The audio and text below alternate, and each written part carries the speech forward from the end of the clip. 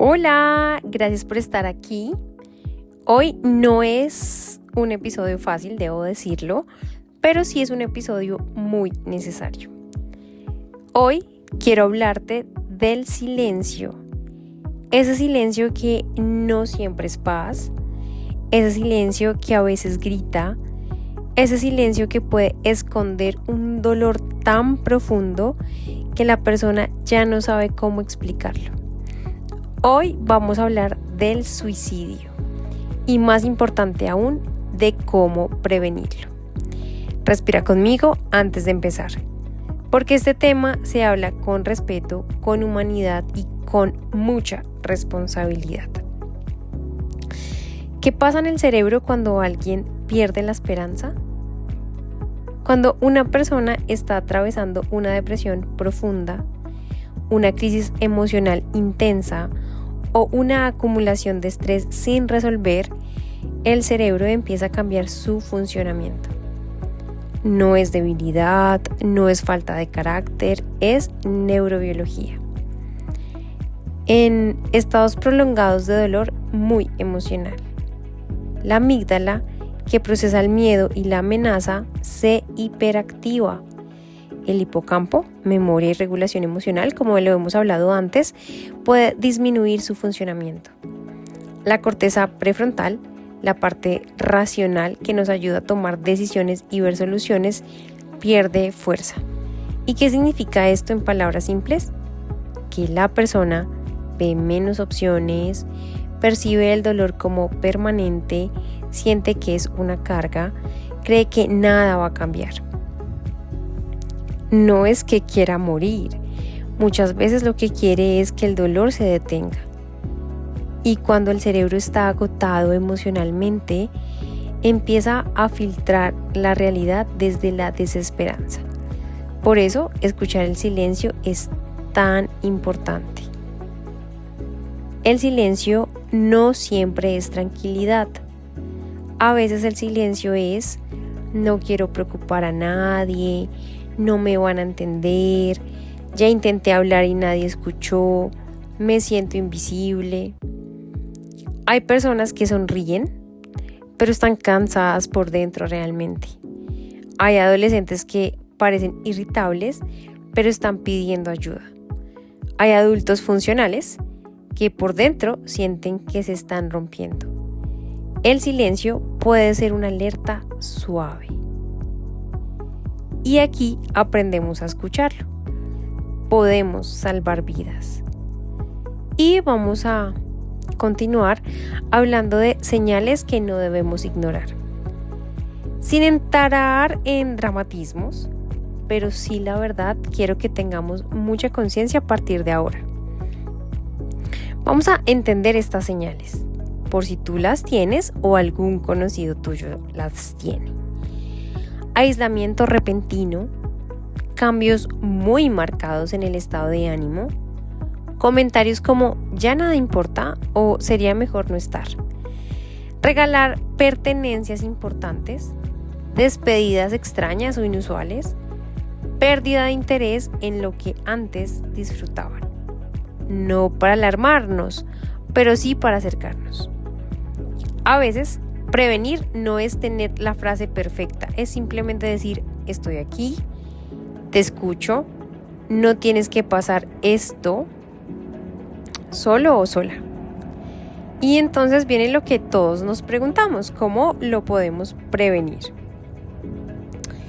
La prevención empieza mucho antes que la crisis.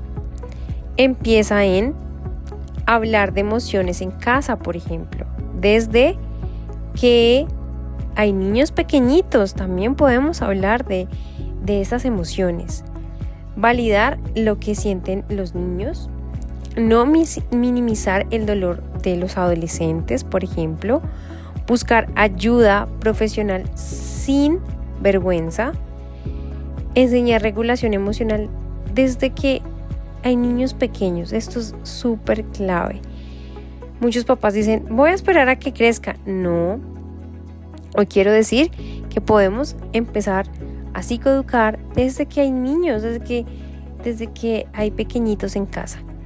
¿Y qué pasa cuando alguien ya está en riesgo?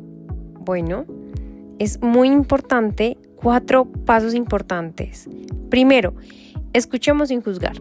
Por favor, evitemos juzgar. Número 2, no discutir si eso no es para tanto. 3, acompañar físicamente si es posible. 4, buscar apoyo profesional inmediato. Y la verdad es que no siempre se necesita un psicólogo. A veces podemos ir directamente al psiquiatra dependiendo el caso. Pero hay que buscar apoyo. No se trata de resolver la vida de la persona, se trata de sostenerla mientras vuelve a encontrar luz. Y acá quiero explicar que el suicidio no empieza con la idea, la verdad. Empieza con la desconexión. Algo clave para explicar es que el suicidio casi nunca aparece de la nada.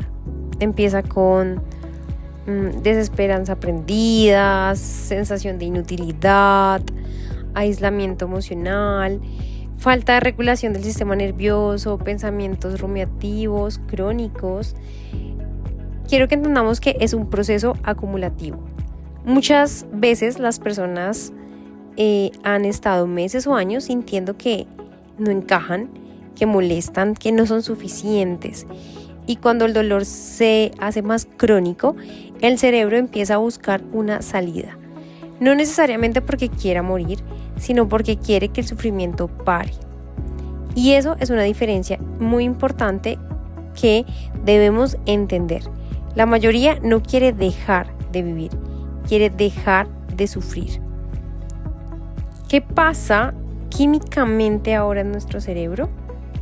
Y aquí lo vamos a entender mejor. La serotonina, que es un neurotransmisor súper importante, baja. Se ha asociado con impulsividad y regulación deficiente del estado de ánimo. El cortisol se eleva crónicamente. Eso pasa cuando tenemos un estrés sostenido. Y entonces empieza a afectar la memoria, la capacidad de tomar decisiones, regulación emocional, y empieza a haber una disminución importante de la actividad en corteza prefrontal. Las personas empiezan a perder capacidad de evaluar consecuencias, ver alternativas y pensar en el futuro. El cerebro en crisis funciona en modo supervivencia, no en modo reflexión. Esto es importante. Por eso muchas decisiones en crisis son muy impulsivas y temporales. Y esto es súper clave, porque un pensamiento en crisis no es una verdad permanente. Lo voy a repetir, un pensamiento en crisis no es una verdad permanente. Y es que aquí el sistema nervioso empieza a tener un papel importante porque como que empieza a haber un colapso emocional. Desde el enfoque de regulación del sistema nervioso, quiero explicar que cuando alguien pasa mucho tiempo en estrés extremo o nuestro sistema simpático activado, hay una desconexión emocional muy profunda. Y entonces nuestro cuerpo entra en un colapso y en un estado dorsal, donde hay apatía, sensación de vacío, falta de energía, sensación de no pertenecer. Y ojo, vuelvo a explicar, esto no es un drama, no quiero ser como exagerada, es neurofisiología. Y eso cambia completamente cómo entendemos la prevención, que no es solo hablar, es ayudar a regular. Factores de riesgo que quiero mencionar. Y aquí entonces tenemos que entenderlo, no alarmarnos, pero sí, pues empezar a tener más cuidado y observación. Si vemos, por ejemplo, que tenemos o vemos depresión no tratada, ansiedad severa, quizás mucho consumo de alcohol o de sustancias, pérdidas significativas, rupturas, bullying, enfermedad crónica, algún tipo de trauma, acceso a medios letales o intentos previos. Pero también quiero mencionar que la combinación de dolor emocional más sensación de carga más desconexión social es uno de los factores más fuertes. Entonces aquí entendemos que la pertenencia nos empieza a proteger o empieza a proteger a esa persona que no está muy bien.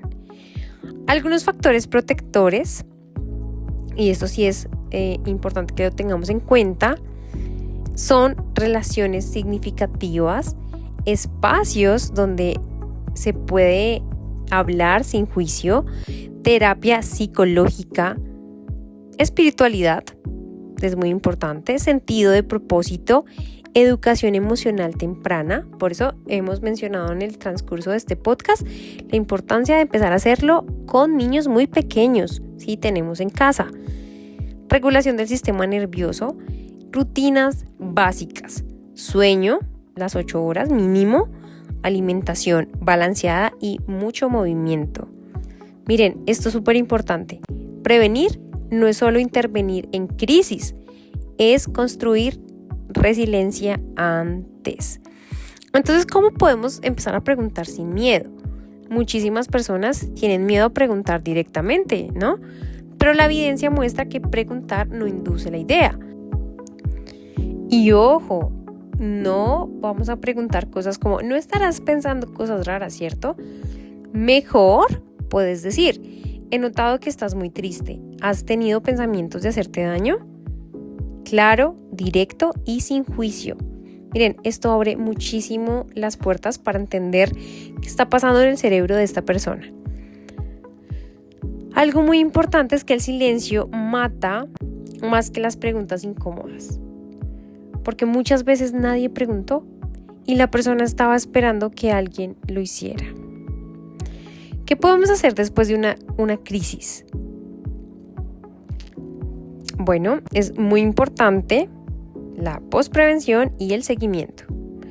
No dejar sola a la persona, reducir riesgos ambientales, un seguimiento frecuente, puede ser de una red de apoyo muy sólida, plan de seguridad, trabajar el sentido de vida de la persona, reestructuración cognitiva y trabajo con creencias nucleares. Y algo que es muy importante es trabajar la identidad de la persona. A veces se va perdiendo. Porque cuando la identidad está construida alrededor del dolor, el riesgo, la verdad, aumenta muchísimo. Y por favor, no normalicemos el sufrimiento en silencio. Normalicemos pedir ayuda. Y si tú estás escuchando esto y has sentido que el silencio te pesa, que el dolor parece no tener salida, que estás agotado emocionalmente, quiero decirte algo muy claro. Lo que sientes es importante. Tu vida es muy valiosa. Y lo que hoy parece permanente puede cambiar. Las crisis son estados, no una identidad. Busca ayuda. Habla con alguien de confianza. Acércate a un profesional. No te aísles. Pedir ayuda no es perder, es resistir. Por eso quiero que aprendamos a escuchar lo que no se dice. A veces salvar una vida no requiere una gran acción heroica, requiere mirar a los ojos, notar cambios, preguntar con amor, estar disponibles. El silencio no siempre es vacío. A veces es una puerta esperando ser tocada. Gracias por escuchar este episodio. Gracias por abrir conversaciones difíciles. Gracias por cuidar tu salud mental. Y si este episodio puede ayudar a alguien, compártelo. Porque detrás del silencio puede haber alguien esperando ser escuchado. Nos vemos en el próximo episodio con amor y conciencia. Cuídense mucho.